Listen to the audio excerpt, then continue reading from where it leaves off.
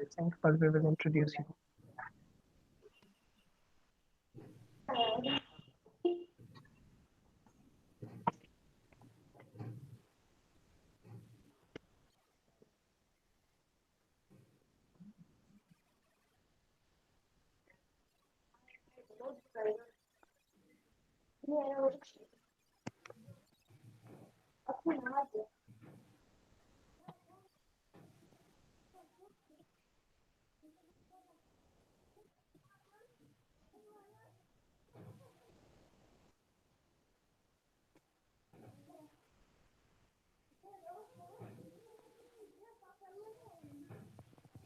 I think we will start now, sir.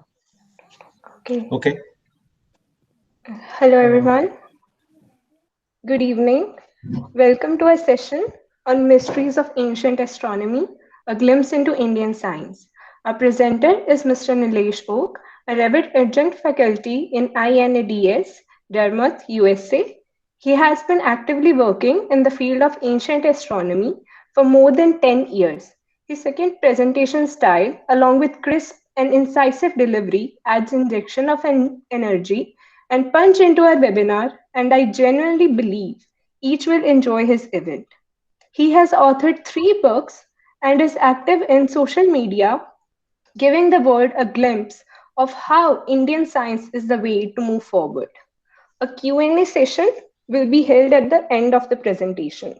So without further ado, presenting to you, Nilesh sir, the floor is yours.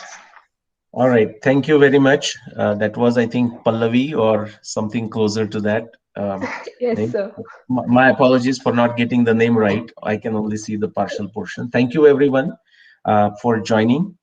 The interesting times makes us very creative, and so it's wonderful to see you doing your otherwise festival that you would have done, the engineering school fest, in person. You are doing it through uh, the innovative technology that all of us have become accustomed. Okay, so great. Thank you for joining. Here is my plan so that there are no surprises. I am going to do my monologue for 45 minutes or so. I have timed myself, so I may go plus minus 5 minutes, 10 minutes max, not more than that. The idea is the area or the subject I am going to cover is huge, but that's not a surprise. That is true about any subject. So what is the idea when somebody presents, or at least when I present in say 40-45 minutes? The idea is to give you the glimpse as it is in our title of the presentation, and you guys selected the title, so actually you did a great job there. Okay, a glimpse, that's what we will do. The second objective is that some of you, if not all of you, find some excitement, find some inquisitiveness, find some curiosity that eventually leads you to read some of these text or some of these areas that I will refer to in the original, get some inspiration, and uh, hopefully, possibly, you make your own contribution, the way I could do in my very small way. So this is meant to inform you. This is meant to share something with you that you may already know, and this is to inspire you in some ways, and this is to get you excited to find your own path, and in some way, however small or however big, how each one of us can contribute to our family, our society that we live in, our country, and of course the humanity. So with that, I'm going to start sharing my presentation. So I'll go for about 45 minutes, and then we will get into questions and answer. That is also the objective.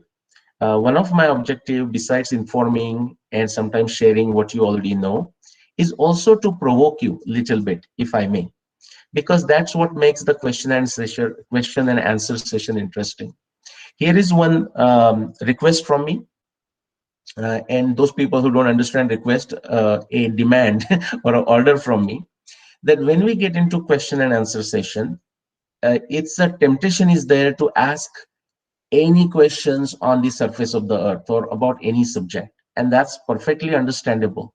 However, to make this session most interesting or most relevant, I would really appreciate if you can keep your questions focused on what I cover in next 40 minutes.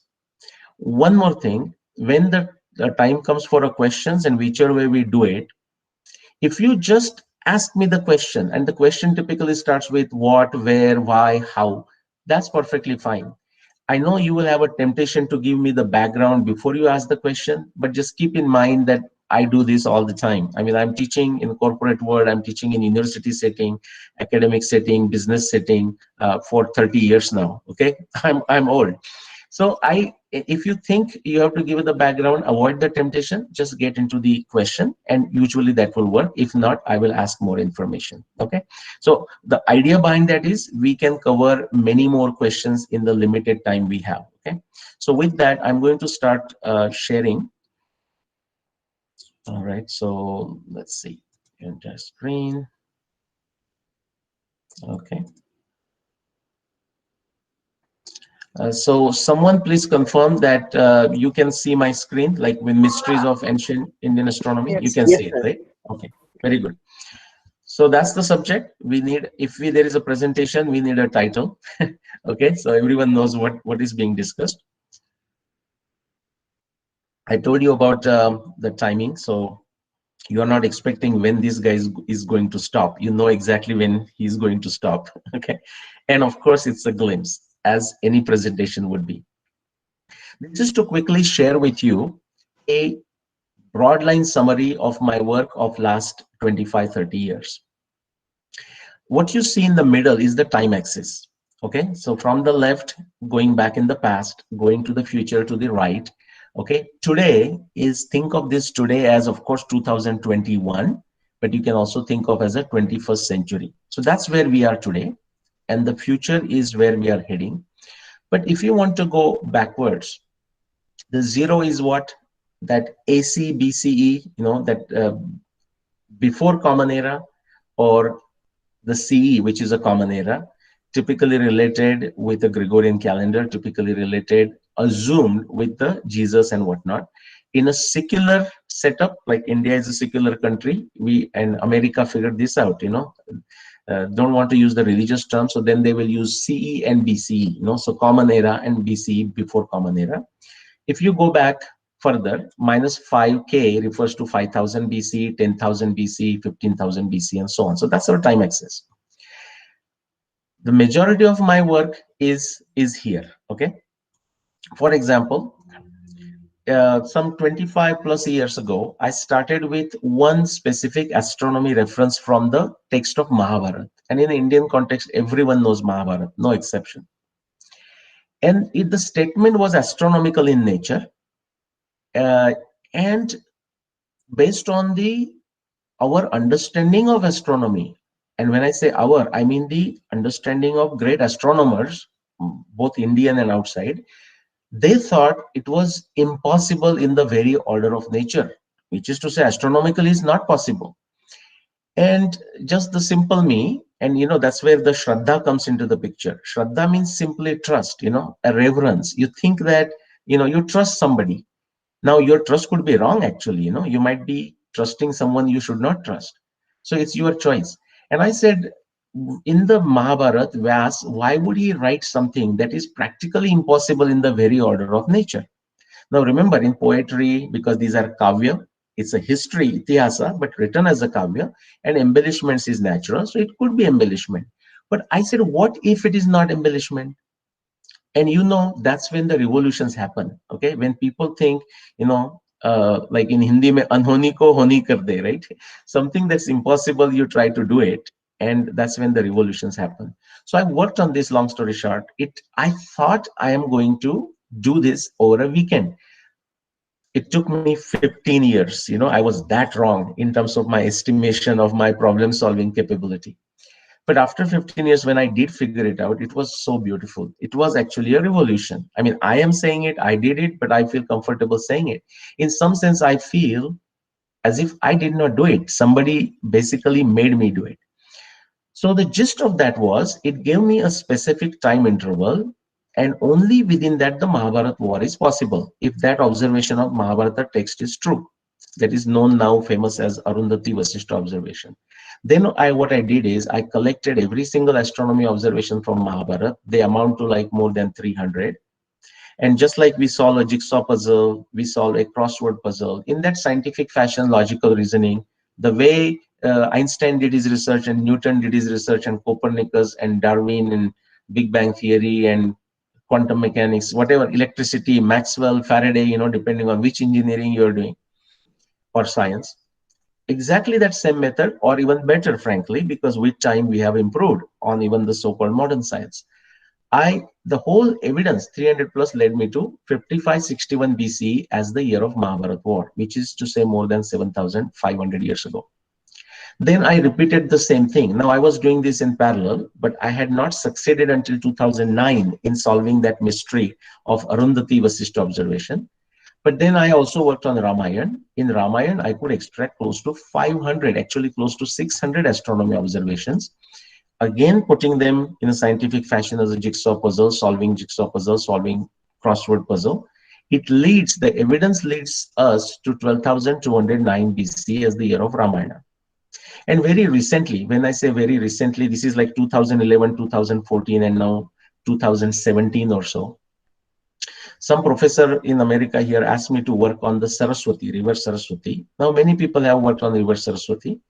I had worked on it, but only indirectly, only to the extent it related to the epics, Rama and Mahabharata. When I started putting that archaeological, geological, hydrology evidence together with Rigveda internal descriptions, I could arrive at an approximate timeline. This is very approximate, but what it says is the last portions of Rigveda were definitely re-edited, recasted, written at the time of Mahabharata. But the oldest portion of Rigveda, based on the historical, hydrological, river information, geological information in it, definitely takes us back, based on the modern evidence, to beyond 22,000 BCE. So in short, we have right now a very solid evidence for 24,000 plus years of Indian civilization with us. No one can question it. I mean, people will question it, but we have a very solid answer if they have an ability to comprehend. So I started with astronomy, and then hydrology. This is like, again, 2011, 2014, 2016 or so. Since then, or even before, when I started looking at every other discipline of science, what I found is if the evidence exists, and if somehow it can be connected with the descriptions of the epics or a Rigveda, and if it can be objectively tested, it continues to support the timelines that I have come. Okay, so that's the bottom line. 1,000 plus empirical, objectively testable evidence from 12 plus disciplines of science, hard sciences, okay, supports this. So this is my background, okay? This is the background of my work. Quickly, if you are interested, read more about this. These are the 3 books. These are published on the left side. These are published in India by Subbu Publications. Okay, so 12,209 BC for Ramayana, and the other 2 for the dating of Mahabharata. When did the Mahabharata war happen? And also Bhishma Nirvan. And there is another book written by another wonderful researcher, Mitra Desai, Shitra. It is the India's contribution, how India enabled vaccination. And we are not talking of COVID vaccination, which India has done a great job. I'm talking about the very science of vaccination, and some of you may be shocked and surprised, because if you hear the word vaccination, immediately what comes to mind? If it was an interactive session, I would have asked that question and waited for an answer. You would have jumped and said Edward Jenner or Louis Pasteur, and of course Edward Jenner did something, and it is very worthy what he did. But I would encourage you, it's a very small book, 10,000 words. It's a novelette, like novel, novella, and novelette. You can finish it in one sitting, okay? So I would encourage you, if you are interested, to take this from Subbu Publication, delivered to your address in India. And if you are outside India, then through Amazon, okay? Now, I'm showing you the same graph. I do consulting work around the world. And one of my British friend, he's British and a consultant for a famous consulting company that you would have heard. He said, Nilesh, this is all great, but you need to give a context to the whole Western world, And I said, how do I do that? So he said, well, why don't you put against this the European Enlightenment? Okay. So if you go to Wikipedia, and Wikipedia is okay for knowing the capital of a country, but it's extremely bad, extremely biased, and faulty and wrong when it comes to the information about Indian civilization. Okay, it's totally distorted. What was the distortion that happened over last 300 plus years, the colonial times, and even that continued after 1947, and that is all that really crappy stuff is there. Okay, as far as the Indian civilization is concerned. But I just deliberately, humorously went to Wikipedia and found out, European Enlightenment. I said, when did that happen? I mean, of course I knew it, but I wanted a date for it. That European Enlightenment happened because of the many things that they learned from around the world, like different previous civilizations, cultures, and the contribution of India was immense. Okay, this is a story that people in academia know, but they don't want to tell. So we have to tell it. The new generation has to tell it. So study and tell it. So European Enlightenment, and they actually have a chuckle when I present in America and Europe. They actually get a chuckle. They said, "Well, that's true." People don't want to admit. Okay.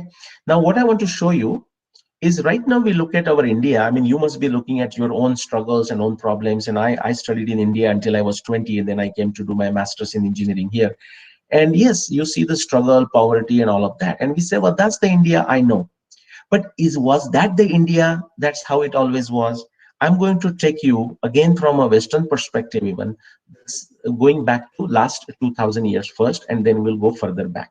Okay. You might have seen this graph of a GDP, okay, gross domestic product of different countries, at least a few countries, going back to last 2000 years. This is the work of Angus Madison. He's a academic. Now he passed away a few years ago, but professor in UK and also in America. And he did this study for a World Bank and a few other organizations.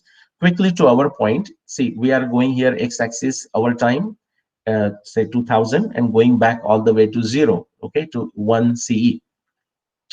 Quickly just focus on the entire picture. The bottom is the United States, and you see now United States, the powerful country, and it is, and all that good stuff.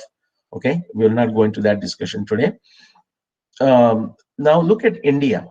This is our contribution to the world GDP, or one of the key countries, you can say. Very small, relatively small, decent, but small, okay, considering how big we are, population, whatnot. But keep on, and same thing with China. Now, China has grown a lot, as you know that. But go back and start looking what happens. So somewhere here, I mean, I can go in either direction, but somewhere here, so what? Like it is now big, but it was really narrow, narrow, narrow. If you go here through after post-independence, but look at this. This is substantially smaller, and now it gets big. I can start the other way. Let's start from where the data is available, which is go back 2000 years. If you looked at 2000 years ago, now these are somewhat estimates, but look at the contribution of India. India was the biggest contribution to the world GDP, guys. Whatever orange, the men are color blind, so ladies, forgive us. Okay, either yellow color or orange color, something like that. The biggest contribution came from India and China, and these civilizations were connected, by the way. Okay, connected in many more ways than we can think. And then what happened? Then the Islamic invasions. Okay, they did not necessarily take away the wealth always outside the country. Actually, some did, but a lot of destruction happened. They did not reinvest per se.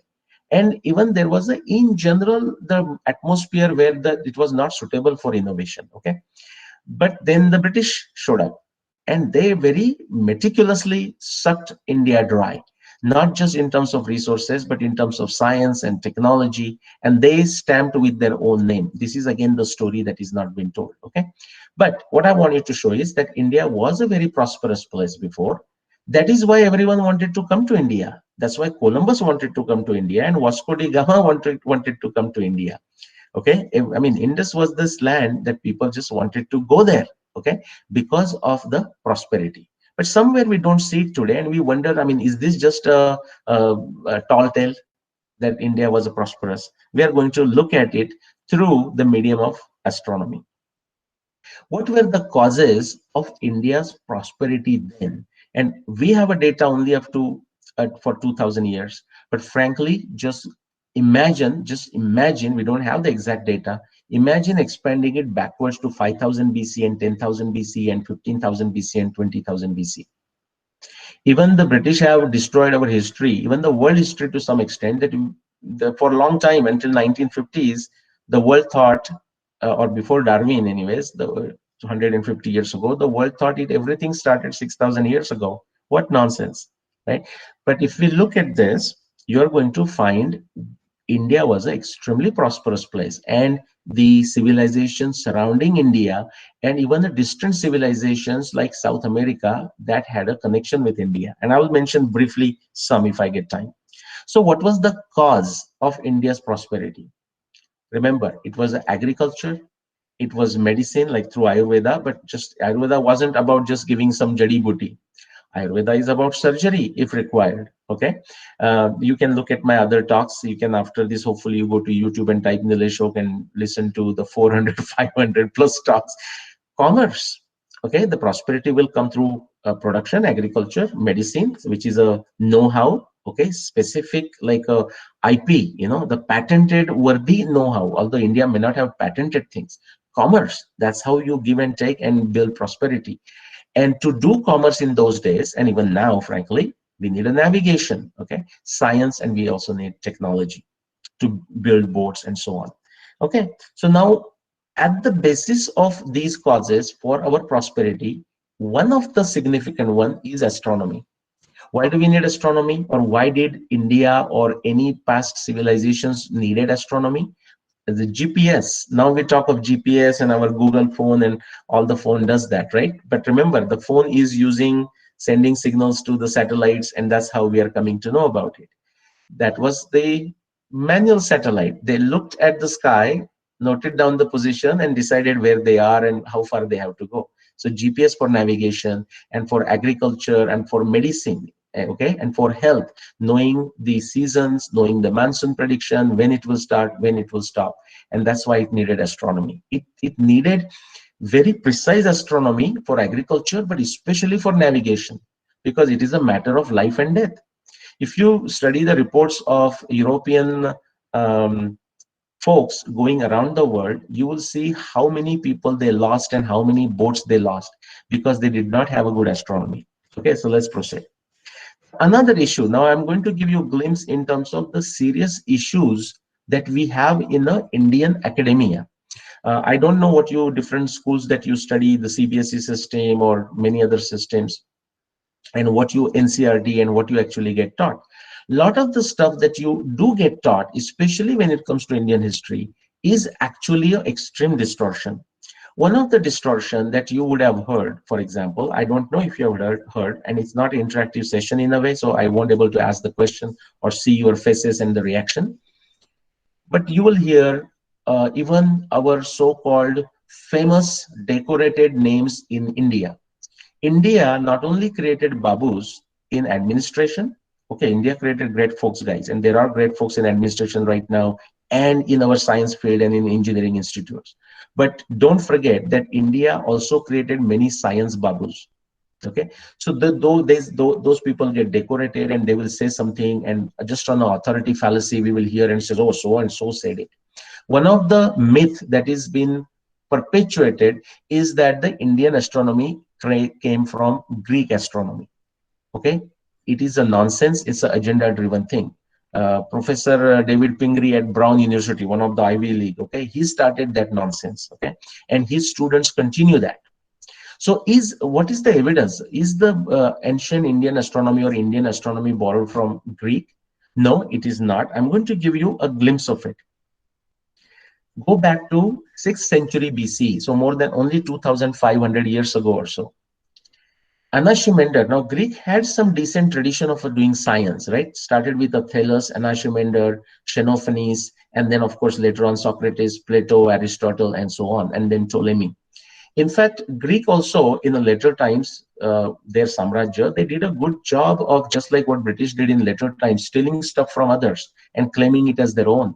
In fact, much of the Greek astronomy that is touted today as a Greek astronomy is essentially Egyptian astronomy. Okay, that is pulled from there, but that's not a subject today. So back to the 5th century BC, 6th century BC, Anaximander, he was a wonderful guy trying to do the Greek Renaissance, you can say. And this is the map he drew. Yes, they were thinking, directionally speaking, the earth was flat. If it was circular, but it was flat, remember. So it was circular, but not spherical. It was flat. What I want to show you is that this is the Mediterranean, this is Europe, this is Libya. Now imagine they meant Africa and then the Asia. That's how their vision was, which is fine. I mean, knowledge is growing all the time.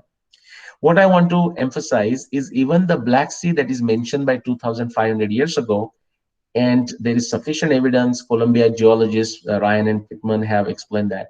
The Black Sea that a Greek individual is writing at the peak of their civilization did not even exist when the Mahabharata war happened, 55-16 BC. We have evidence that the Black Sea, the Salty Sea, happened after, sometime in the 6th millennium BC, after the Mahabharata war. And we have evidence for that around the world. Why am I saying this? Because before Mahabharata, there is a Ramayana, before Ramayana, there is a Rigveda, and the Indian civilization and connected civilizations are doing sea voyages around the world. Okay, it may look like a fairy tale. Let's look at some of the evidence. How old is Surya Siddhanta? We'll come to that question in a minute. But did Indians know that the earth was a sphere and the space? Well, this is from Surya Siddhanta. We'll come to when it was how old is Surya Siddhanta? We'll come to that in a minute. This is from the 12th chapter called Bhugoladhyay. And I'll skip the Sanskrit shlok, but it says Sarvatreva Mahi Gole, so Sthanam Uparistitam, Manyate Khe Yato Golas, Tasya, Kwa Urdhva, Kwa Vapyada. Where is above, where is below? He says, thus everywhere on the surface of the terrestrial globe, people suppose their own place higher. That is kind of natural, not correct, but natural. Yet this globe is in space where there is no above nor below. Now, I don't know your location of your school, but suppose if it's a Chandigarh, the planned city, at least in the old times and all that, and you say, oh, Chandigarh, India, the best place is Chandigarh. It's kind of natural if you're from Chandigarh. Like I'm from Mumbai, and you know how chaotic Mumbai is and how efficient it is. But people in Mumbai, even the dirt and everything, we feel proud of it. We say, oh, we just manage things with those 26 million people or whatever it is. All right, so that is natural, although it's not correct. But the important point is they know that it's a sphere, and they're saying on the sphere there is no one particular point that can be distinguished as the top point. Therefore, where is above, where is below? They have this idea of a sphere. They have an idea of the latitudes, longitudes on the surface, but they have an idea of a latitude, longitudes in the celestial sphere. So you expand that and you get the latitudes and longitudes. Okay, so they have that. When you hear the timing, I hope you are fascinated, you are pleased, you are surprised, maybe you are provoked, saying what nonsense, right? Any of that reaction is acceptable. Now, because we are going on the mystery trail, I want you to remember some numbers. So hopefully they come together in the next few minutes.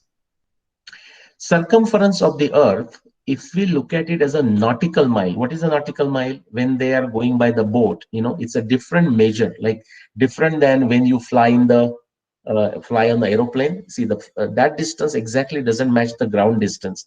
If you have noticed, if you are curious, when you fly and on the screen the information comes, it says the miles flown, but it also says miles, the speed of the aeroplane, but it also says speed on the ground. And there are two different numbers with slight difference. That happens for many of these reasons. So what happens when you don't have any other reference, like a ground reference, when you're driving with a car? You have to say, in the ocean, no land in sight, everywhere just water. How do you decide where you are and where you are going and how far you need to go? You need some reference point, and that reference point was the celestial sphere, astronomy. So remember this number for now, the nautical miles. Okay, this is an average number, so you can get one number at the equator, we can get one number at the pole. Not a much difference, but there is a difference. The average number, you can say the earth's circumference was known as was taken as a 21,600 nautical miles. Remember that number. Okay, it's a very fascinating number, and it's so intricately, in a very ingenious way, connected with Indian astronomy. And what is that? Basically, the whole earth, which is any circle 360 degrees, okay, 24 hours we go around, okay, and if you take 24 hours 360 degrees, then what does that come out to? 15 degrees in 1 hour, okay, and if you want to turn that into minutes, multiply by 60, that gives you 21,600. So 24 multiplied by 15 multiplied by 60 for minutes gives you 21,600 minutes. These are the arc minutes that are shown, and that arc minute was turned into a nautical mile. Why? Because if you are going in the boat, after some time you're going in certain direction, you want to say how much distance I have traveled. You don't have any other reference point, but if it's night, you can look at the celestial object, and if you have a good science of astronomy, you will able to find out from the change in their positions and how long you are going in a certain direction, and knowing what you expect the timing for their position, you can know how much distance you have traveled. Okay, that's why I said it's very, very precise science that is required. Okay, so the latitudes and longitude change is a very stable and reliable method, especially when you are on the ocean, and that's why it was used. The nautical mile circumference was considered 21,600 based on astronomy, purely astronomy, guys. Okay, and actually in the old times, say going back 100 plus years, the measurements for the meter, measurements for the miles, they were based on these astronomy measurements. Not many people know that. Okay, now we have set it up to the atom vibrations and so on. Now let's look at the second aspect, practical and pragmatic and sophisticated of Greek versus astronomy, because that's the issue. Hopefully that makes you emotional. Or did really the Greek gave us? Okay, some of you might be convinced that that is the case. Then ask the question, on what evidence you convince yourself that it came from Greek. If you are not convinced, then also the same question is required. On what basis you said, this did not come from Greek. India has it original, or maybe Greek took it from India.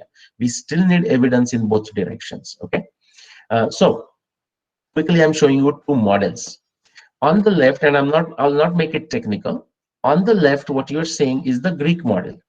Now, when they say Greek model, honestly, it is only 2000 years old. It is not even from their peak of 5th century, 6th century, or even 8th century. It is at the last phase of the Greek, and essentially it is coming from Egypt and even their modifications coming from Arabic world, some knowledge and so on. What you see, the earth is not exactly at the center, bit of off center. Okay, they used these epicycles, fine. Okay, so the everything is not rotating around the earth, even in the geocentric system, bit complicated. And they used an extremely cumbersome measurement of the radius as a 60. This is a celestial radius, like from here to the sky, what is the distance? Now it's not exact distance, guys, but you need some reference point to draw that celestial circle, so they used it 60. It's extremely cumbersome number. What is interesting is that the Indian astronomy used a very interesting, curious number, 3,438. Now 60 you might relate, 60 seconds, 60 minutes and what, understand. Why 3,438? If you know the answer, of course this is not interactive, but think about it. If you don't know the answer, be ready for it. So we have looked through 21,600 as a nautical mile. Why? We don't know why, but we understood it's a arc minute. We understand why we are using it. Now there is a curious number, we don't understand why it is, but at least know what that number is. Indian astronomy used a number of 3,438 as a radius. No unit, it's not required.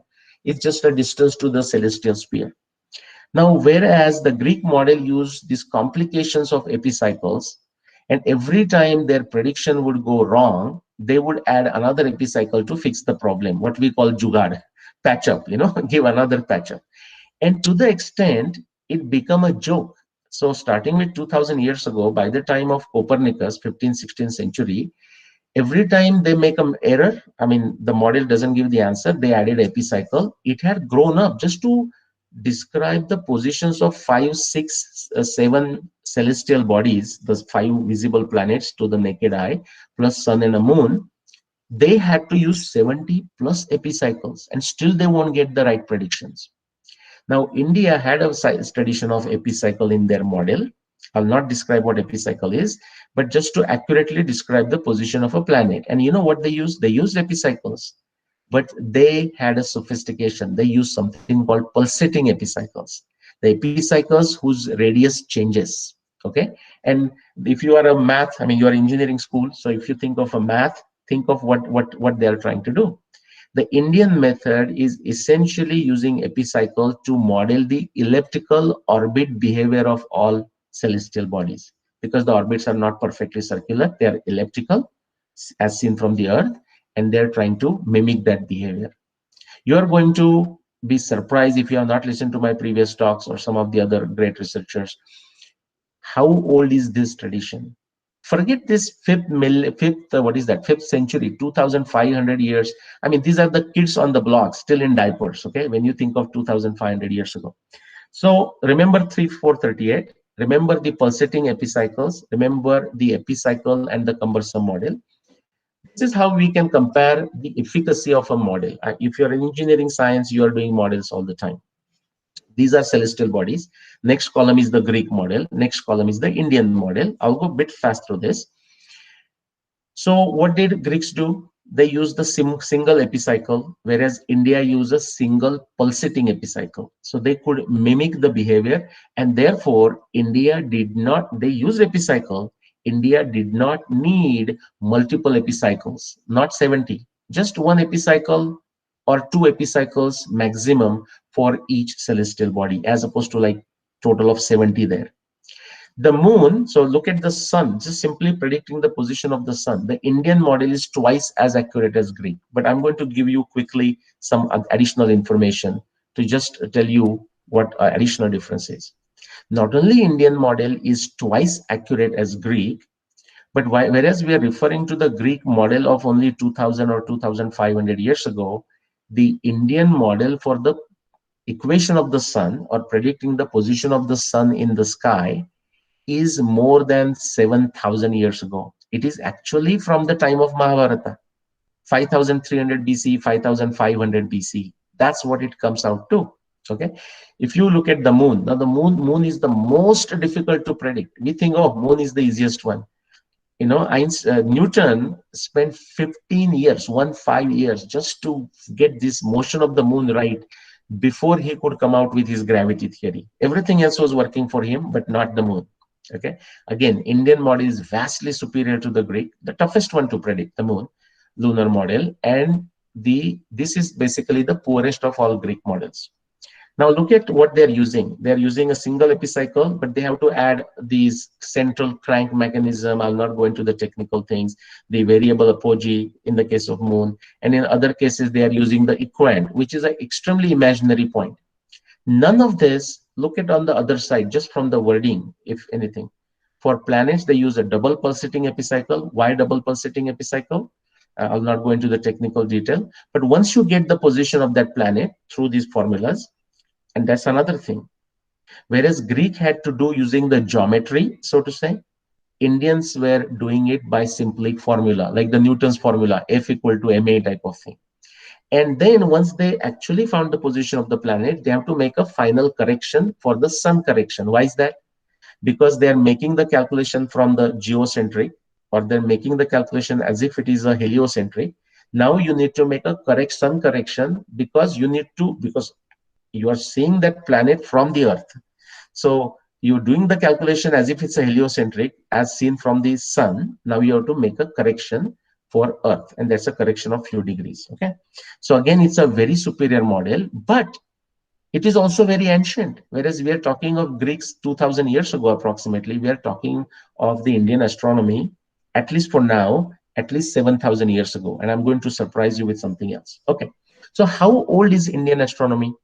Again, I have written many papers, given many presentations. So I'm just going to give you a summary here. And this is not all my work, by the way. I'm just only looking at Surya Siddhanta, one of the very premier texts in Indian astronomy. If you look at the longitudes of nakshatra, it tells us that the latest correction to Surya Siddhanta was made 1400 years ago. Now, do you know what the Western Indologists did? They were very eager to translate this. They translated right away. In fact, it was a transatlantic project. There were people from Europe and people from America involved in, professor in academia involved in translating this one book. They see the value. We think it is written something in Sanskrit, and therefore it must be some puja, and why should we even bother reading it, or it must be something backward. Okay, the longitudes of nakshatra given in Surya Siddhanta tells us that we have to go to 1400 years. This is the paper me and my co-researcher Mrs. Rupa Bhatti presented at Oxford a couple of years ago. If you, from this chapter that I showed you where Earth is spherical, Surya Siddhanta says, from that chapter, it doesn't have to be, it just so happens, there are three independent references, totally independent subject they are discussing in astronomy. But if you have to bring them together to find out when that situation was true, like two pole stars, one in the north, one in the south, the brightest, the seasons, and obliquity of the earth, the tilt of the earth, everything you have to bring together. The only time in last 100,000 years, 200,000 years is that 12,000 BCE. And guess what? What Surya Siddhanta is showing of those two pole stars is also described in our Valmiki Ramayana. Because of time constraint, I'm not going to go there, but you can watch my other videos. It's there in Valmiki Ramayana. Brahma Rashir Vishuddhasya Shuddhasya Parmarshya Archishmanta Prakashante Dhruvam Sarve Pradakshinam. Okay, so it is there that it was a pole star. On the south, if you have to see Canopus, which was a pole star again in 12,000 BC, the same timing of Ramayana, based on my calculation, if you remember there, 12,209. Sugriva tells Vanara party, you have to go to the extreme south, to the Kerala tip near Kanyakumari, before you can see the Canopus in the sky. Right now, you can see Canopus from Chandigarh. Right now, you can see Canopus from Delhi. The reason in the Ramayana times you can only see Canopus after you go all the way to the southern tip of India, because Canopus had become a pole star. So what Valmiki Ramayana is saying is already confirmed by Surya Siddhanta. And if you look at the seasons and obliquity and everything, it comes to 12,000 BC. That is there in Surya Siddhanta, and of course Valmiki Ramayana. If you look at the latitudes, okay, so Delhi is what? Delhi is 29, Mumbai is like 19, equator is a 0 latitude, and North Pole is a 90, right? So that latitudes of nakshatras, celestial sphere, this is a work of Dr. Anil Narayanan. Okay, he was a former, ISRO scientist before. Now he's in America doing consulting work. Good friend of mine. Phenomenal work. Okay, and I would encourage you during your holidays to read this paper of Dr. Anil Narayanan. He has written 4 papers published in peer-reviewed journals. If you look at the latitude readings of Surya Siddhanta, it tells you that those readings were made 7,500 BCE, not 7,500 years ago, like the equation of the sun. 7,500 BCE, so add 2,000 years. So we are talking 9,000, 10,000 years ago. Okay, this is not tall tale contest, guys. The equation of the sun that I mentioned in the last slide, the previous one, we can look at the Surya Siddhanta calculations to see that that was formulated and that was most accurate in 5,300 BC, 5,500 BC. Okay, something very amazing, and I can go on and on. Obliquity of the earth was adjusted at 2,900 BC, but Surya Siddhanta is aware of the 24-degree obliquity going back to 12,000 BC. And you might have heard multiple nakshatras, 27 nakshatra, 28 nakshatra. The Abhijit, the 28 nakshatra, sometime it comes back into nakshatra system and sometime it goes out. Now, sometime goes in and sometime goes out. Do you know what kind of time scale we are talking? We are not talking weekly, we are not talking monthly, we are not talking yearly. We are talking a cycle of 26,000 years, known as the precession of the Earth's axis. At some point, Abhijit or Brahma Rashi becomes the pole star, like it became a pole star in 12,000 BC. Then it cannot act as a nakshatra, so it needs to be removed. But after a few thousand years, it comes back. It moves away from the point of the pole, and because it's a very bright star, it can be used as a nakshatra, and people reinsert it. And that has happened in Indian civilization. Now you start getting comfortable if you understand scientific acumen, if you understand logical reasoning, that the path or the antiquity of the Indian civilization I mentioned, even the 24,000 might be scratching on the surface. Now, I'm not saying we just for the heck of it, we should say it's a million years old. We should never say that unless our evidence takes us there. But we have evidence. So this is how old the Surya Siddhanta is. Now, don't take the wrong message. I'm not saying Surya Siddhanta is 14,000 or 16,000 years old. I'm saying it is a lot older. If you have a house, if you have a car, if you have something, when do you need to make some changes, make some corrections, make some updates, make some repairs? When that thing stands there for a long time, a car or a house or whatever it is, after some time it needs a repair. The roof might need a repair. Similarly, over a very long period of time, the astronomy parameters change. Like our technology change, and therefore we change our phones, right? We change it very fast. But I'm saying in astronomy, the parameters change and you need to change it. But it happens over a thousands of years of time. So Surya Siddhanta is much older. Now, do we have evidence of that? I'm not going to discuss it today, but we have evidence in Surya Siddhanta that takes us to 26,000 years BC. Actually, there is evidence in Rigveda that with combined with Surya Siddhanta takes us to 26,000, 34,000, 38,000 BC, on and on. But let's move on. Quickly, last point, and I'm going to stop, and hopefully we get into some more stuff in question answer. I don't know if this is true in India. Now, I have left India. I mean, I do visit often, but 30 years ago, okay? Most of you were not born. All of you were not born. 30 years ago. So I don't know what is taught there. But in America, in the school, like my daughter, it's like a big deal is made. Like, my daughter will come. I mean, now she's in high school, but when she would come and ask, like, Dad, do you know the pi value accurate to the 15 decimal places? And she would have learned it and she will read it out. And everything big deal about the accuracy of a pi value and how we can truly don't know the number and how far we can calculate. And this is all good because it's not a number that, ends, terminates. It keeps on going. Therefore, we do it. Now, that is a confusion. I mean, that's a good fun thing, but I'm saying that is also the confusion because of the dogma of the mathematics, whereas India is a Ganita. Now, of course, we use the word mathematics. I use it. The mathematics came from mathesis, which has to do with some spiritual practice. So we think, if in India, if somebody says yoga, then we say, oh, no, I don't do any of that. I'm not religious, and that kind of, immediately our deracination and our inferiority comes out. The mathesis here, mathematics, was considered a spiritual practice, which is like a jnana yogi. That mathesis, you can go and do this. Don't have to trust, take my word. If you type the etymology of mathematics, it will take you back to finally the PIE, the so-called Proto-Indo-European language, which is another fakery, another hoax. Okay, so anytime you see PIE, look at that word and say, if you know Sanskrit, Hindi, Punjabi, Marathi, Gujarati, Bengali, start thinking, do I know some word in my language which matches with that? So if you go there, type online etymology, it will take you to Medha. Now, Medha Buddhi, Medha Nadi, which has to do with the intellect. So what they were saying was you have to have a knowledge to get liberation. Eventually, that knowledge got synonymous with mathematics in the sense of a Ganita, because it's a high knowledge. Like, in India, at least in traditionally, we used to think doing something good, meaning either becoming a doctor or engineer. At least that used to be the case when I was growing up. Now things might have changed. So you sort of identify somebody intelligent, meaning he's doing or she's doing medical or medicine or engineering. Something like this. Eventually, the Medha, mathesis, spiritual got connected with mathematics in the sense of a knowledge. But my point is, the confusion in the West, they spent a lot of time. You might have heard the story of Bertrand Russell writing a 400 or 300-page book, simply proving 1 + 1 is equal to 2. Because they wanted to prove from their first principle, the Euclid geometry and all kinds of nonsense, right? That nonsense did not exist in India. India was very practical, very pragmatic, and very ingenious, okay?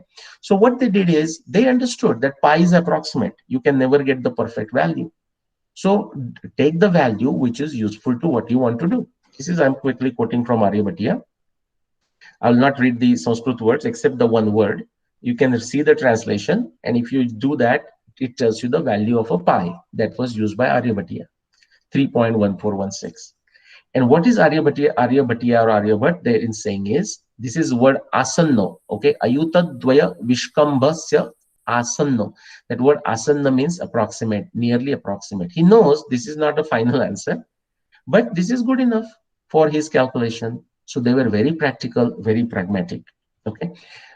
We also think, like, the Western Indologists have created extremely stupid impression that Indians are outwardly.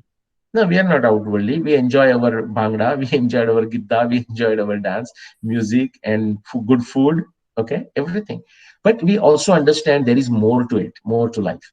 Now, that same pi value, look at the Surya Siddhanta. In that Arya Bhatia, by the way, because of time I didn't go there. In one shloka, like of a 4 or 5 lines, it gives the whole sign table. How fascinating! Now you must be remembering your sign numbers by mnemonics too. But just one shloka, and it goes like a kaka da da da da da da. But you should know what that is. You know the whole values. Similarly, in Surya Siddhanta, slightly elaborate, you get the sign table. The important point I want to make it now. I'm almost done bringing that 21,600, bringing that 3438, bringing the astronomy's importance for agriculture, medicine, navigation. Why that was important? We had to go a bit fast through it. Look at the circumference of the Earth, 24 hours times 15 degrees times 60 minutes gives us that 21,600. Now, let's say we are calculating the circumference of the Earth, which we did. We assumed that to be 21,600. I'm going to explain you why they went for the arc minute. Why they not selected 60? Why did Indian astronomy selected 21,600? In fact, Indian astronomy is the basis for the nautical mile, okay, as being equal to 21,600, and therefore a specific distance of whatever that comes, 1,800 kilometers, miles, whatnot. I'm going to do the reverse calculation. We know that they took nautical mile. I mean, worldwide is 21,600. Ancient Indian navigators use that. So I'm plugging the value of everything else and keep the pi. Now, where does that R come from? Beautiful. Okay, you can see this number. This is in the sine table. The sine table is what? I don't know what's the formula, like the line in the front versus the hypotenuse kind of thing, right? So that R sine, if you think of R sine, that value, that R radius is used by Indian astronomy 3438. Now you will know what an ingenious number that is, but we are not done yet. So now if I plug that 3438 in 2 pi r, everyone understands hopefully the circumference formula of 2 pi r, I get the value of pi through Surya Siddhanta, which is to say this value used by Surya Siddhanta was about 3.14, 3.141361, whatever that value came up. Okay, so hopefully you see the beauty and ingenuity around using that number. Now, but it's not clear yet. Okay, so I'm going to take you to why that particular insistence on 21,600. What is 21,600? It is the arc minute. Okay, the arc minute change in the celestial sphere. What is so big deal about the arc minute? For our naked eye, the resolution of the naked eye to distinguish distant objects as two separate objects when you look at a distance is basically 1 arc minute. Okay, if anything beyond that, you will see two objects as if they are one object. So the resolution of the eye to observe, therefore we use a telescope or we use a microscope or we use binoculars, right, to improve on that. So the naked eye resolution is a 1 arc minute. That is because everyone is going to travel and everyone should able to use it. So therefore they use the naked eye resolution to turn that into, to decide how many arc minutes, or how much distance change that you notice. That smallest change in the distance or change in the movement of the celestial object that you will notice while navigating or while observing astronomy, they converted for navigation to 1 nautical mile. Who did it? Just to show you. So that's naked eye resolution. This is from Wikipedia. I was surprised that Wikipedia is admitting that. Okay, who does that? Babylonians, Mayans, ancient Egyptian, ancient Indians, and Chinese. Guess what? Number of these civilizations, especially Babylonia and Chinese, and even Egypt, but especially Babylonian and Chinese, very easy to connect how they got astronomy from India. You can also show the Mayan connection, Egyptian connection, not to say that they wouldn't have developed their own thing. That happens everywhere. Like Edward Jenner essentially took the vaccination technology from India and then turned it into the British technology. Now, he gets the credit for some of the improvisation he made. But even when he knew about it, Europe knew about it for 300 centuries, at least 3 centuries before that. They could not come to vaccination until the knowledge went from India. But that's another talk. So my point is, the various civilizations mentioned here who used the naked eye resolution and did a very sophisticated astronomy, used it for a sophisticated navigation. They were all connected with Indian civilization. Babylonia is basically Iraq, guys, okay? And Sumerians. And they, if you ask Sumerian records, they say we came from the east, okay? And you can see how close their astronomy is to Indian astronomy, but that's another subject. All right, so quick summary. Indian astronomy is very old and was very practical, pragmatic, and sophisticated. Okay, it was not some outwardly concerned just to do something for the heck of it. It was meant to be useful. They always insisted on making use of it as a useful thing, not studying for the sake of studying. Greek astronomy was rudimentary by comparison, and I'm talking thousands of years after Indian astronomy. Okay, and now just against this background, look at the claim somebody telling you just because the professor is at Ivy League telling Indian astronomy came from a Greek astronomy. You should do your homework. You can be very humble, you can be respectful, but you should able to say what nonsense with a smile on your face. Okay, and so show me the evidence.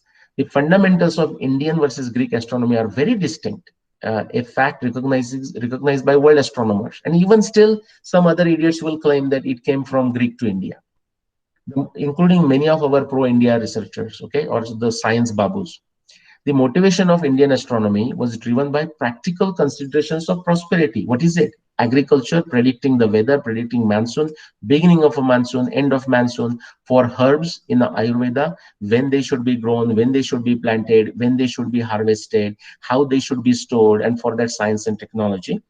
For maintaining our health, like a Rutucharya in Ayurveda is to maintain not just our physical health, but also our intellectual health, also our mental health, Kaya, Vacha, and Sharir, right?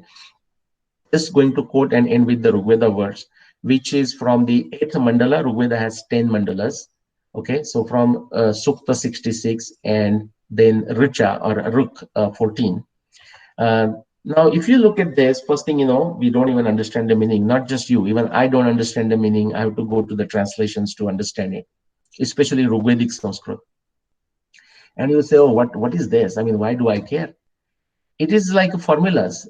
F equal to ma, force equal to this mass times acceleration and whatnot. And you say, okay, what is that? Just 3 English letters? You don't say that if you understand physics.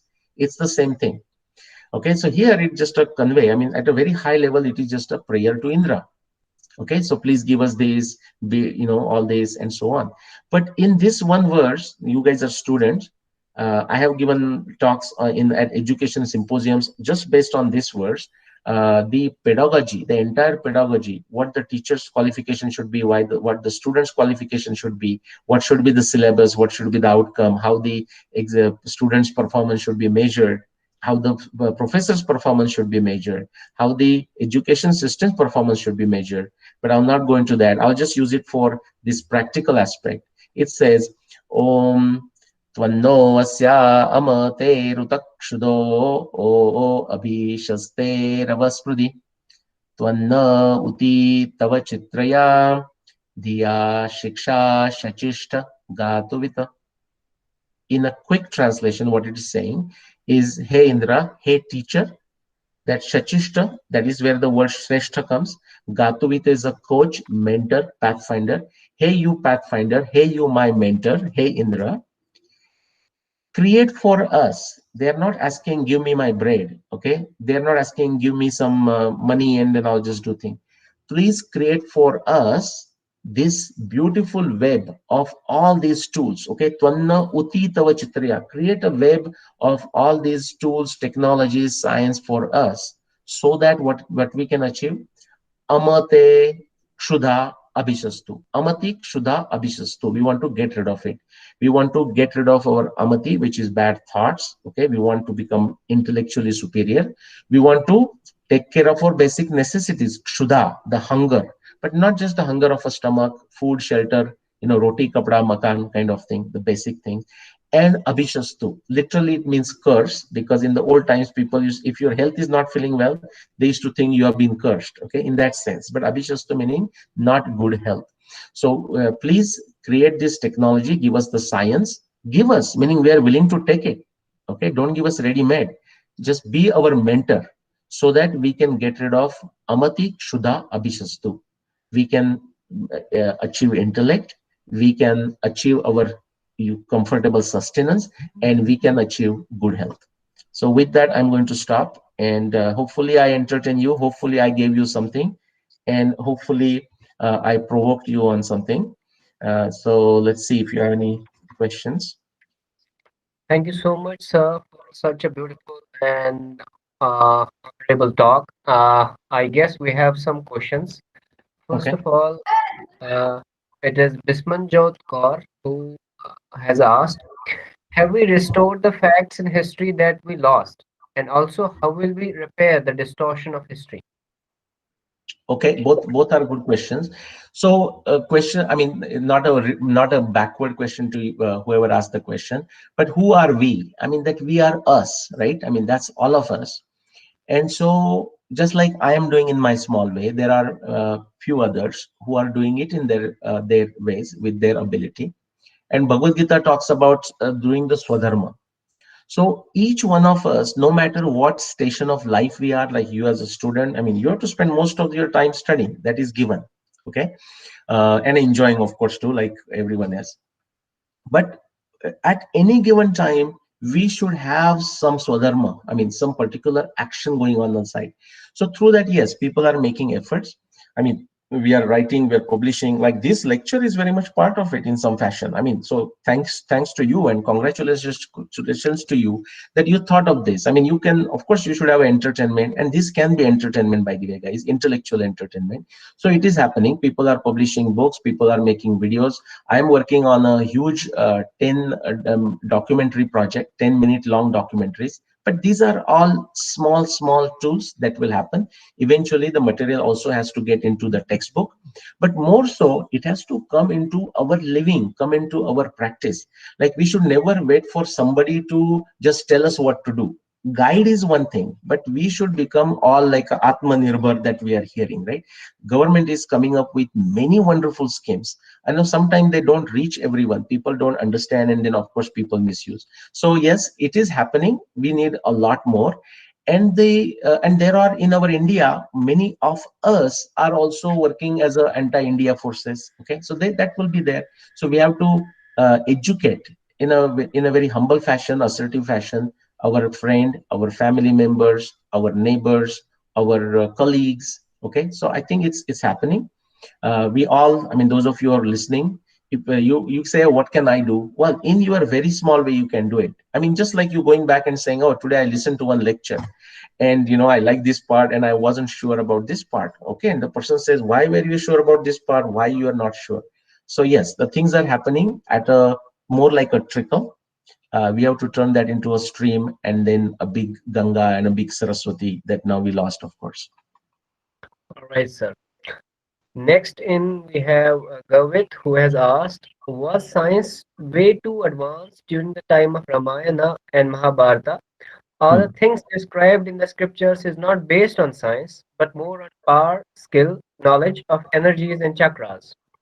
Hmm.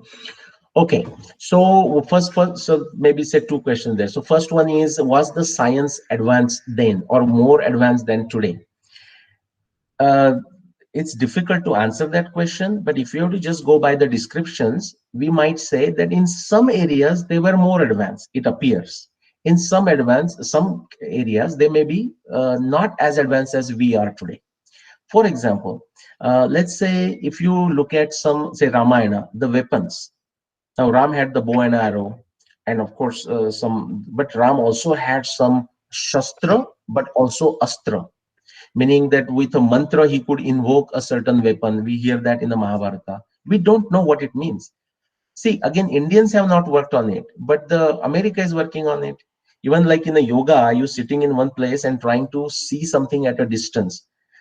If you say this, we will just laugh around in India, like what nonsense. And many cases it is a nonsense. Like people do the fakery thing. America took it very seriously, and I'm not talking now, I'm talking going back to 50, 60 years, the Cold War times. You can see those YouTube videos. They have done experiments using this Indian yoga thing to can you see at a distance, and to some extent they're successful. If you look at the Indian description, actually it appears like they were more successful. So the astra with the invoking of a mantra. Now, what we don't know what that means right now, right? It could be a nuclear missile. I'm not saying nuclear, don't quote me. I never said there was a nuclear missile in Ramayana Mahabharata. I said like a nuclear missile which has a computer code. The computer code can be compared with a mantra, but I'm not simplifying it. Now, the second part that person asked, like, could it be with a chakra and all of that? Yes, it could be. But remember, just like a nuclear missile has its limitation, just like even a most sophisticated machine gun has its limitation, similarly, we must understand that even our internal, like yoga thing, for example, the chakra and then kundalini, yes, it's very powerful, but it is a science, and science has limitations. The aeroplane is a phenomenal technology innovation, but that doesn't mean it can go at the speed of a mind from Atlanta to Delhi. So yes, some cases they were good. On the other hand, you can see the Vanaras like Sugriva or Hanuman. He was a polylinguist, polymath, and a great grammarian, and very powerful. He could fly, all that thing. We don't know how he could fly. But when it came to fighting, interestingly, they were fighting with stone tools and they were fighting with trees. Now that has changed by the Mahabharata time. So this is my conjecture. I don't know the answer for sure. In some areas they were even more sophisticated than us. Other areas they were not as sophisticated. And that just depends on what the situation is, what the availability of resources and science and technology of that time. Okay, sir. Thank you. Uh, the next one in line is where and how did we lose Indian heritage in science and technology? Can you repeat the question? Where and how did we lose Indian heritage in science and Ah, technology? okay, so before we lose, first we have to be convinced that we had a science and technology heritage. And you say, where do I find it? I mean, then of course, why we lost is a big question, and not there is no short answer. I'll give a short answer to that. But if you read our darshana system, okay, there are shad darshanas. You might have heard the word Vaisheshika, okay, Nyaya, Sankhya, yoga, Purva Mimamsa, Uttar Mimamsa. They all are very important, very critical, very beautiful, amazing. I mean, you will look at modern science as like just scratching the surface or kid in a diaper. Now, that is not to put down the modern science, by the way. Modern science has done phenomenal things, okay? But that is how precise, how much detail this Darshana tradition is. So the science exists. Nyaya Darshana, just one line tells the whole science. Okay, Pratyaksha Anumana Upamana Shabda Pramanani. Okay, that just tells you the whole science. Okay, triangulation of explanation, prediction, testing in the context of a theory and in the context of a background knowledge. That's how a professor at Harvard will say it. I mean, a professor at Harvard wouldn't say it. They're not that smart. But some other technical places, maybe MIT next door, that engineering professor would say something like this. Okay, but my point is, so that knowledge existed, science existed. Now your question, where was it lost? There is no one straightforward answer. But actually, we are also partly guilty. And the colonial powers, they wanted to control us. They took it. For example, forget science for a minute, take technology. The textile. India was the superior in technology, I mean textile. India was number one in the world until World War II in boat building. How many people know that? Some American engineering friend had to tell me before I came to know of it. And I said, what is he talking? I went to Google and Wikipedia and I started reading about it. The most sophisticated boat building until like 100 years ago, 150 years ago, 200 years ago, whatever that time is, was anywhere in the world was around India. And they built lighter boats, more sophisticated boats, and so on. But it was taken away. British made a pact with Bombay workers, the boat workers. Textile industry, basically they killed it. Only they said, you grow the cotton here, we will decide at what rate we purchase. We give you the Manchester cloth and we decide at what rate you should buy. So that's how they destroyed industry in India. But that they did around the world. The colonial powers did that around the world. So that's how we lost it. Problem is, even when we so-called had our freedom, we just still, I mean, we are still brown side. We are still colonized minds. If you have seen the Matrix movie, we are still in the Matrix. We think we are free, we are not free. So it is there, we have to resurrect it, as a short answer. The next question in line is, why can we not reach that level of astronomy today using the knowledge we have from ancient scriptures? Okay, why we cannot? No, actually, we even the see the knowledge of Surya Siddhanta is even practically useful. Now, what happens? Remember, I told you that at some point it needs updates because the astronomy parameters change. And actually, that did happen. Like the Brahmagupta, Bhaskaracharya, another Bhaskara, many Madhava, Ganesh Daivadnya. I mean, right to our times, S.V. Dikshit. I'm talking 125 years ago. Only 125 years ago, S.B. Dikshit, the one I would consider him one of the greatest astronomer of the world, if not the greatest. How many of you? I mean, I just see only two faces, so I'm not able to see the expression. How many of you even know the name? You don't know the name. Shankar Balakrishna Dikshit, okay, the contemporary of Lokmanya Tilak. Now, his book translated in English is called History of Indian Astronomy. In West or even in India, it is popular by the name of the person who translated it from Marathi to English, but the original author's name is not known to people. My point is, so it needs some corrections, and then you use it.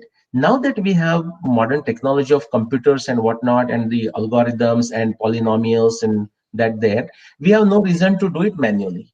I mean, we should never lose that art. So the question was, why can't we use it? No, we can use it, but it also needs some new parameters which actually come from latest like satellites, the like Hubble telescopes, and making more precise, accurate measurements. And India was always very pragmatic. India has no problem of like it should be only mine, I shouldn't use the data from the NASA. If the data exists, we should use it. You see, in some sense, the secular Islam, there was a very small portion of secular Islam, was also very pragmatic, by the way. Like if you look at what happened during the Iraq, the Islamic Renaissance, they talk it. The seat in Baghdad, what they did is they invited scholars from around the world. Even that they imported scholars from India. They got them to translate Sanskrit text into Arabic or whatever the language is there to create prosperity. And for some time, Baghdad did create prosperity. Okay, so that spirit was there in among India too. That's America has that spirit. If they know there is a smart kid at Panjab University, they are going to give a scholarship at MIT right away. Okay, they will come and find you. I mean, that's how it is. That's how it was done. So the quick answer is, now that we have a latest technology, we should make use of the whatever technology is available. That's what our ancients did. That's what the ancients did around the world. So this is not just about India. Okay. All right, sir. So basically, I would like to inform all of the participants here, those who are really interested and got intrigued by the lecture today. Nilesh sir is on YouTube by the name Nilesh Oak, the same name that you are seeing right now. And all of you may join or subscribe his channel for more learning in the same field. Other than that, do we have some other question or should we wind it up? I am ready to take two more questions.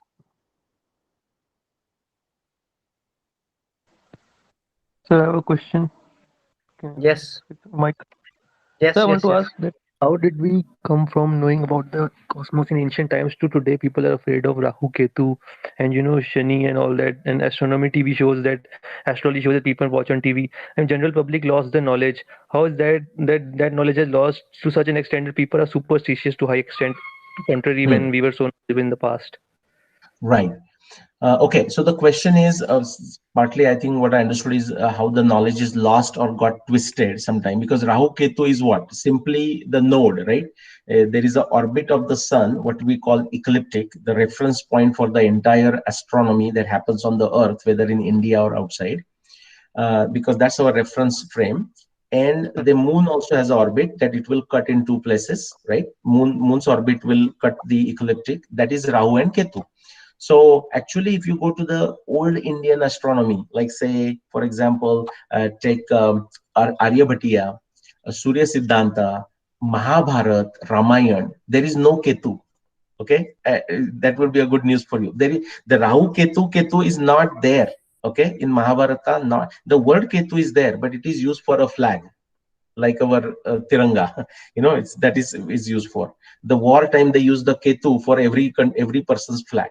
So Ketu is not there now. Got introduced, which is fine. Two nodes. The astrology, I will not go into that. Astrology, this is an engineering school, right? I mean, Kashish, you can nod ahead. Okay, this is engineering school. So engineers can very well relate to this. See, we have all the chemical engineering program is there, right? So, and mechanical, I presume, right? So Perry's handbook, you use Perry's handbook, open the Perry's handbook, and what you see the correlations. You have the Reynolds number and Stanton number and all those numbers.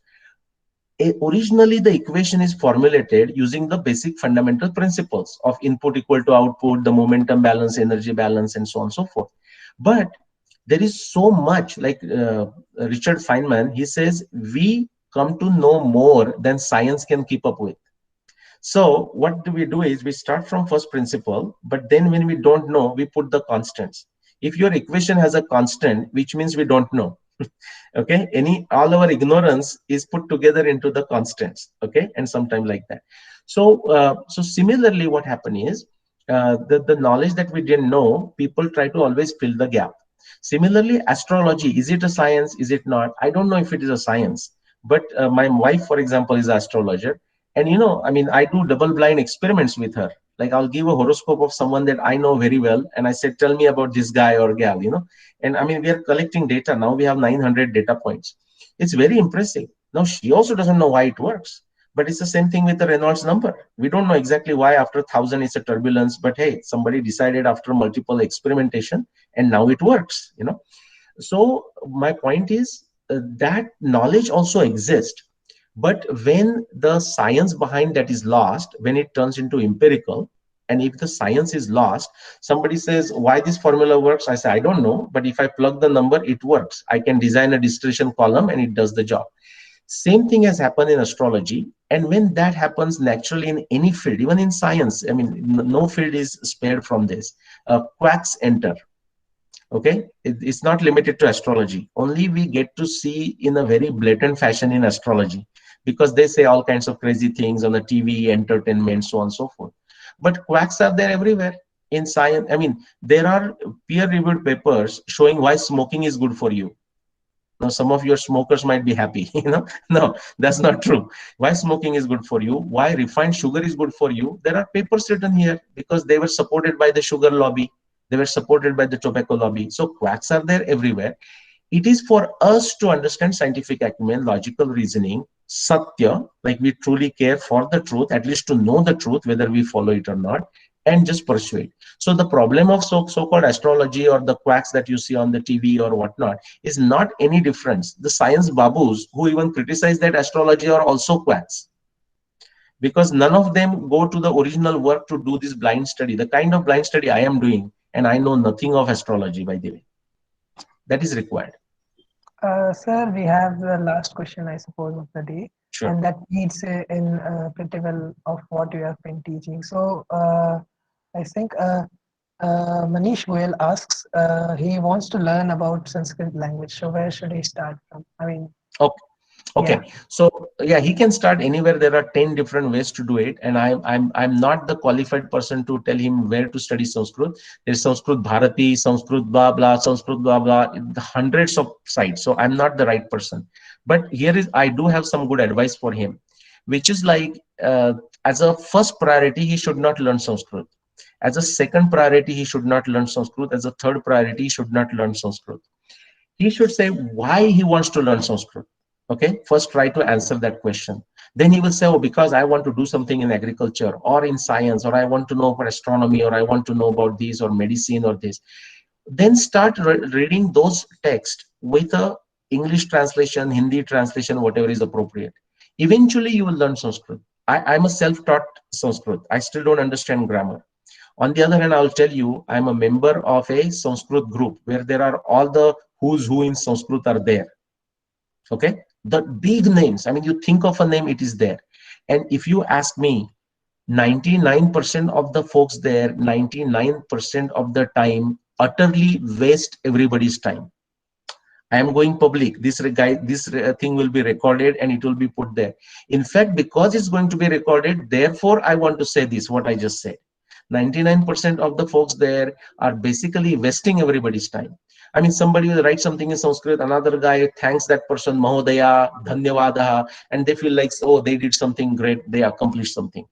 Sanskrit language is very important. There's a lot of useful knowledge in our grantha into that, but treat it as another language as far as that is concerned.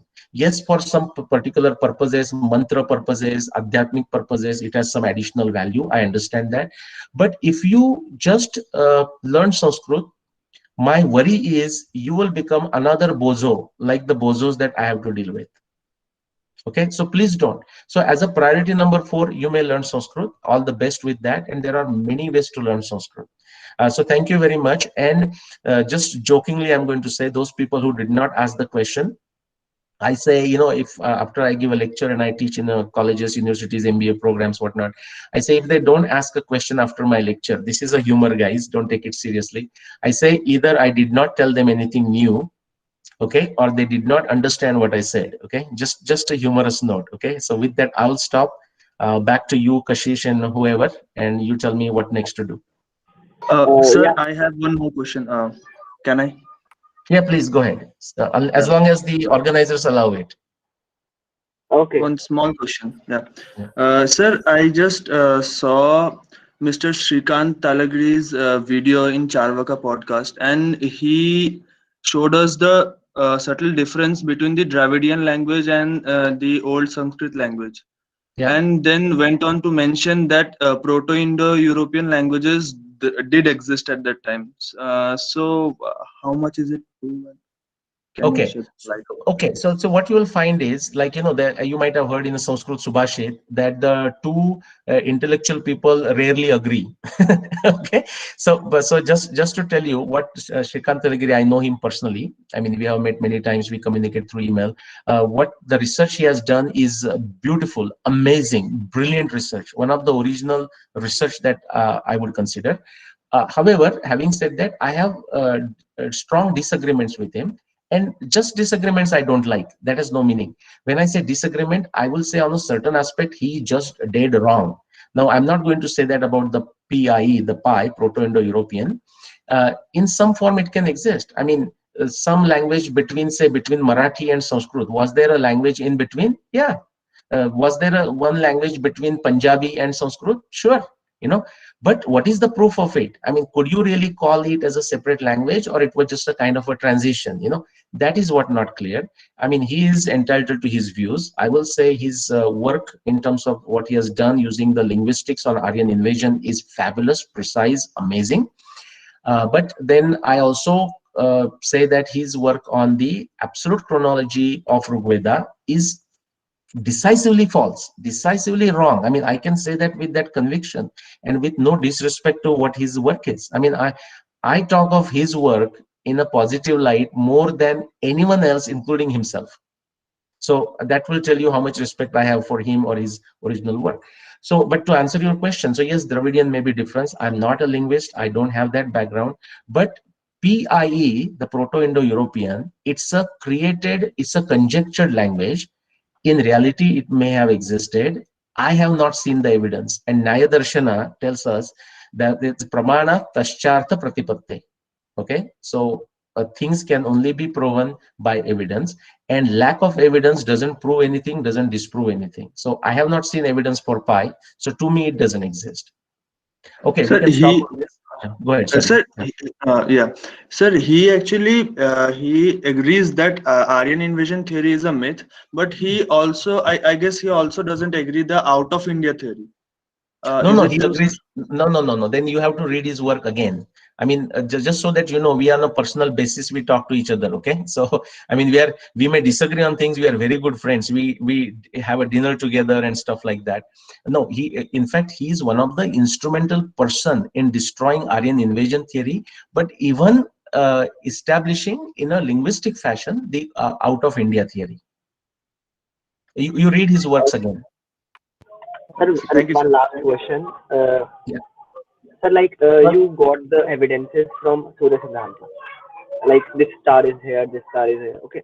So how do you then match the date with modern tools? Like what are the tools to check? Yeah, that is a position when the Earth was there. So what are the tools that you modern tools that you use? Okay, so to find the position of the two modern tools. Okay, so okay, I think I understand the question. Because say take nakshatra 27 nakshatra. Okay, so we know the when we say nakshatra, it is a space in the sky, but also a yoga tara, a specific star is assigned to that nakshatra. So for example, Shravana nakshatra, it's the Altair, a particular star Altair. The Abhijit nakshatra is the star particular thing. The Jeshta nakshatra is a particular star. So the position of those stars, like latitudes and even longitudes, but latitudes are given in Surya Siddhanta. Now, today's we can calculate what is their latitude today. And now we can do this gap analysis, so this, and it's not for one star, for the 27 stars or some of the key stars. That is what Dr. Anil Narayanan has done. And you have to think of all the parameters, all the possible changes: Earth's axis tilt, precession, the change in the ecliptic of the sun. I mean, every single possible thing you can think of, you have to consider. Brute force analysis, put that into programming, and say, like minimization of an error, we do that, right? When we do the programming. So when would I get those values that are given in Surya Siddhanta using my today's formulas for the past, I mean, for the astronomy? That takes us to 7,500 BC, 7,800 BC, which is to say, and that is not to say the nakshatra did not exist before, but the latitude values for nakshatras in Surya Siddhantas were updated in 7,500 BC. Same thing we do for all other equations. Same thing that I presented at Oxford, like, the 12,000 BC. It is so fascinating. In fact, today, some other, just like we talked, Srikant Talagiriji, other one researcher, I will not mention the name because it's not worth mentioning, but that fellow is going to supposedly publish a paper today, or blog or something, showing how Surya Siddhanta claim of mine, or Rupa Bhattiji or Anil Narayanan claiming that it is much older, is how this is all false. He's an Indian researcher.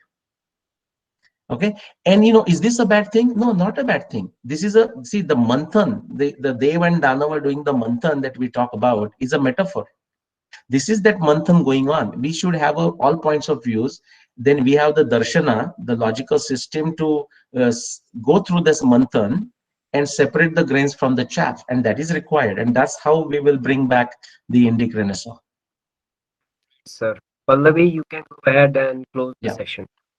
Thank you, everyone. Okay. On behalf of everyone, sir, I would like to thank you for delivering such a remarkably outstanding presentation. The presentation you gave is the one that I will personally never forget, and I can't thank you enough for that.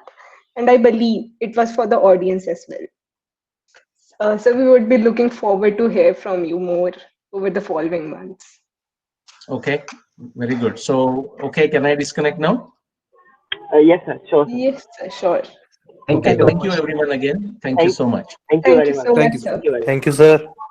Thank you, sir. Thank you, sir. Thank you.